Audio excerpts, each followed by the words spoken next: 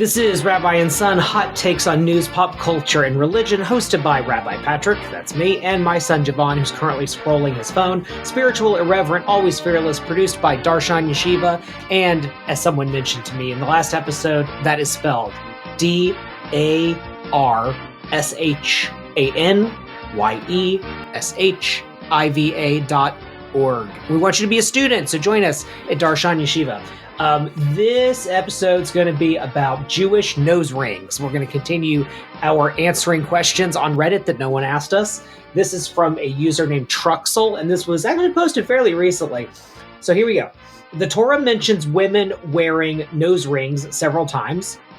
Were these worn on the wing of the nose or the septum? Most depictions I've seen are worn on the wing, which is also common in other Middle Eastern peoples. However, a passage from Mishle talks about a ring in a pig's snout, so that would be more like a septum ring. Which part of the nose was it? That would be a question for you. Yeah, I know, right? Normally you go first. So I think that actually what this user Fluffy White Thing has to say is pretty true. Until someone invents a time machine, we'll probably never know, but it may be either or both. I suspect that depending on the culture that you were in, it would have either been on the wing or like a septum, probably more likely the wing. And I only say that because if you look at other Middle Eastern peoples, like they said, that's a little bit more common. One of the things I like about the fact that we have nose rings in Judaism is that it's an absolute repudiation of a really stupid idea, which is that you can't have piercings. We've always had them. It's like the weirdest, like boomer made up thing that we're not supposed to do that. And it all comes from this sort of thing against tattooing, which is like a whole other thing. But yeah, so there were earrings. In fact, if you talk about earrings in the Torah, it's a way in which enslaved people were branded. So you had that. If you had someone who was going to be manumitted and they decided that they did not want to be manumitted, they wanted to stay with the master, quote unquote, and they wanted to stay with their like wife and kid, let's say, they would go up to the doorpost of the house and they would run a nail through the earlobe and they put in some kind of earring that was like a symbol of, oh, this person is part of this household. So we know that earrings have existed.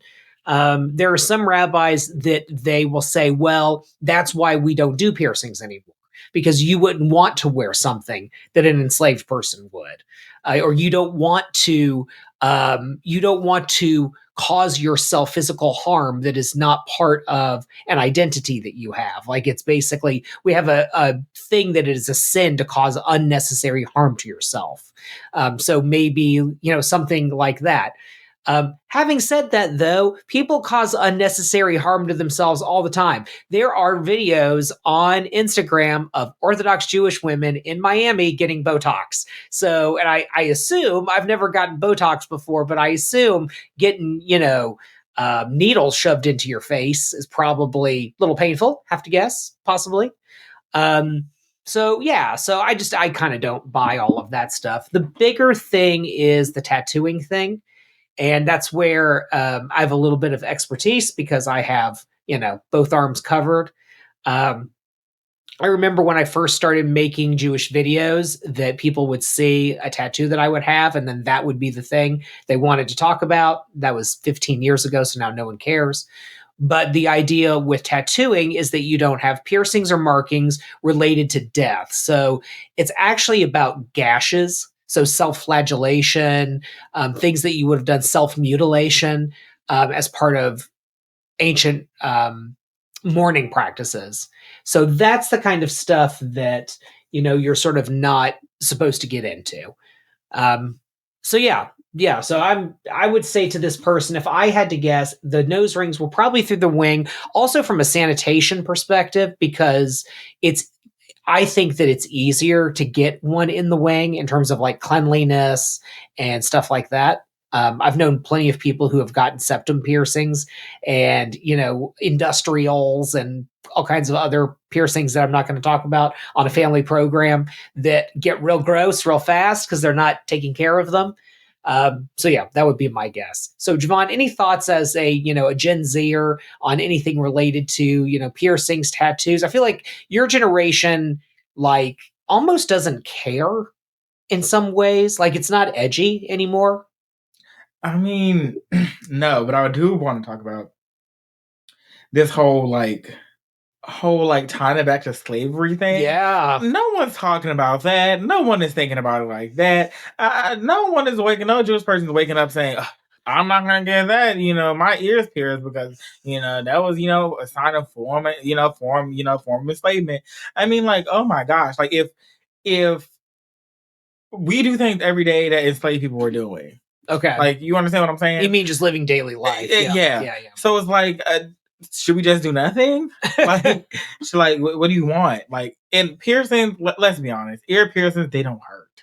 Like, it is not even a painful process. I don't know. The cartilage ones aren't so fun. Yeah, because that's cartilage. There's like a thick piece of cartilage. So like a regular ear piercing, just like a boop, and then you're done. Yeah, that one wasn't bad. The cartilage, was bad. I did not have fun with that one. And I took it out eventually because I was just like, I can't deal with this anymore. Yeah. Well, yeah, you still got yours. I mean, sad for you, but, yeah. Then with the tattoo thing, so is things like relating to death, is that what you said? Yeah, so the origin of the mitzvah of not getting a tattoo is that you don't get gashes or cuts or whatever in relation to the dead. And so what does that mean, right? So this is where the Jewish interpretive tradition is important. So the most base level interpretation is that there's probably some practice that ancient peoples did that the Israelites were commanded not to do related to death, maybe ancestor worship, something like that. There is a Jewish custom of rending your garments. So tearing, guys back in the old days, they would cut their neckties, tearing the bottom of a shirt, let's say. If you go to a Jewish funeral now, they wear these, the mourners wear these buttons that have little ribbons on them, and you can tear the ribbons. So I think that probably is a cultural memory connected to self-flagellation. Because think about cutting a ribbon or tearing a piece of cloth, and then think about it's gross to say, but cutting your skin or tearing your skin. I think that there's probably some connection there. I don't know what it is, but it seems too obvious. But then where you get into actual tattooing, it's basically a debate between two rabbis over several hundred years. One is Rashi and the other is Rambam, Maimonides. And Rashi gives one opinion about what is the problem with tattooing. Rambam gives another opinion, which if I remember correctly, it's kind of almost the opposite logic. So one side of it is, well, it's the cut that's the problem. Another side of it is that the ink in the skin is the problem. And then it's, well, maybe it's okay to do it. If it's an accident, or what if the ink gets on your skin, but it's not permanent, maybe that's fine. And it must be because in India and in the Middle East, you have Jews who, do henna and stuff like that. So the impermanency part is probably what makes that okay. So it's just all of these kind of mixes of things. I've always interpreted in the more ancient understanding, the idea that it's supposed to be not about ancestor worship and grief and things like that. And just generally speaking, I know there are plenty of people that get tattoos when someone dies and things like that. I'm not here to judge that. I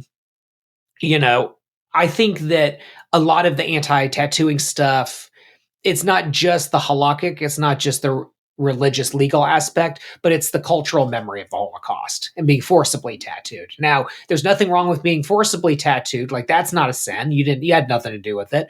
Also, tattooing is used in radiology, so chemotherapy, stuff like that, and that's also not a problem as well.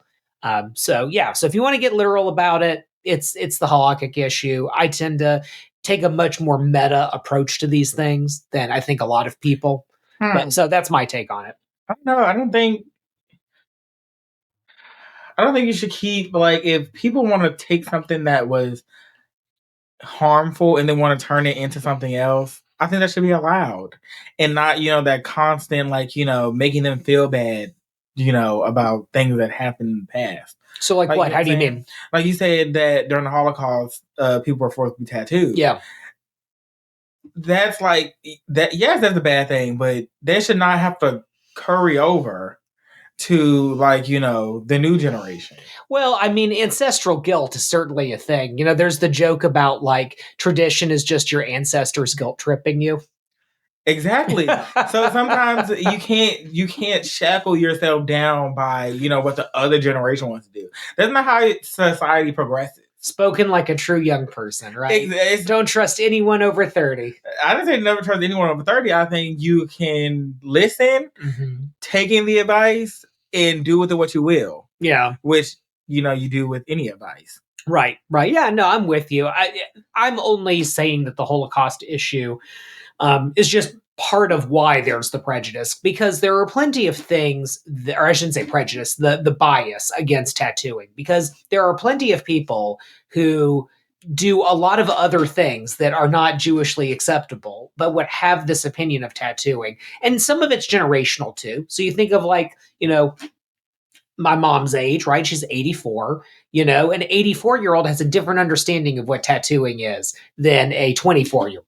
Right? Or a 44-year-old, even, for that matter. And so I think some of that is just, it's history and it's painful history, and you don't want people doing something that was forced upon others. It just brings up a lot. But, I don't think it's not your life. Yeah, it's not your life. And then the other thing I was going to say is, don't, like, I say this to people every once in a while, that don't make a halakhic, don't make a Jewish legal excuse for something that is an emotional, that is like an emotional tie, right? Like, if you're a person who you just think tattoos are terrible and you just don't like them and you feel like Jewish people shouldn't get them, and, just on and on and on and on. If you think that because it is a halakhic, it is a Jewish legal concept, fair, respect it. I get it. You read the text, you made the decision. All right. If you have an aversion to it aesthetically, or if it brings up trauma from the Holocaust, that's a different set of feelings than a Jewish legal one. In other words, if you're, a person who's eating a BLT while judging someone for getting a tattoo and crying about, Jewish law and Jews don't do that and whatever. Okay, well, take a look at yourself there, friend. Yeah, so I feel like this just sums up to, what every religious argument sums up to: hypocrisy. People love to, cherry pick certain aspects and, and then, ignore others. Yeah, and then, like, ready to, like, pounce on, people that they're like, oh, I don't like this certain thing, so I'm gonna, like, make you feel bad. But, speaking for, the youth. Okay. As you do. As I do. I think everybody's just not their business, personally. Yeah. Like, if something bothers you, then it just bothers you. You don't need to voice that. Right. And then you just don't need to voice that, because not your body. It's not right. This has nothing to do. Yeah. Clearly, when they did that something, whether or not it's a piercing or a tattoo, it was not, thinking about that, because that's not what they wanted it for. Mm-hmm. They don't, they don't feel a tie to that. Right. And they don't want to tie themselves down like that. Right. Do what you want to do for you, and they'll do what they want to do for them. You are only ever in control of your life. There's a famous book called Yearnings, and it's this sort of collection of all of these different Jewish, modern Jewish stories. And one is a story about a woman who goes to her rabbi because she's so distraught that her son has gotten this tattoo, right? She's just so upset about it, whatever. Well, the punchline at the end of the story is the tattoo he got was a Star of David, right? So that's just kind of the world we live in, and things are more complicated than you want. And, like, I go back to don't make it a Judaism thing if it's really not a Judaism thing. If it is a Judaism thing and that's your perspective, then gosh, go for it. I respect it, whatever. Yeah, for you. Well, right, for them. And then also, though, I do respect that for some people, some of these things are emotional and they are about family and they are about traumas that you've gone through and things like that. And I respect that a person can have those feelings. Yeah, for them. Right. But to make people feel guilty about wanting to live their lives in a certain way, just because you have trauma, you can't project your trauma on someone else. Right. Because that's, first of all, it's just like, wow, go to therapy. Or like, take a walk in the woods and like, really do some self-reflecting. That's called heat badedut. Yeah. Go do some heat badedut. Do some self-reflecting and like, realize that you have some, stuff that you need to deal with and you can't take it on everyone else. Yeah. Yeah. But to answer Truxell's question, I have no idea. But probably in, the wing. Yeah. Or just do both. Yeah. Yeah. Well, and that's actually a good question. I don't know if this person is just curious about nose rings or if they're getting a nose ring or whatever. They're just asking a question, right? Yeah. All right, cool. Thank you so much, everybody. Thank you to our sponsors at Darshan Yeshiva for making this content possible. Darshan Yeshiva provides beginner-level online Jewish learning, including the very popular Conversion to Judaism program, with sponsoring rabbis and students all over the world. Start your Jewish journey any place, anywhere, and anytime with our conservative, reform, reconstructionist, Jewish renewal, humanistic, and post-denominational rabbi mentors. Become the Jew you always wanted to be with Darshan Yeshiva.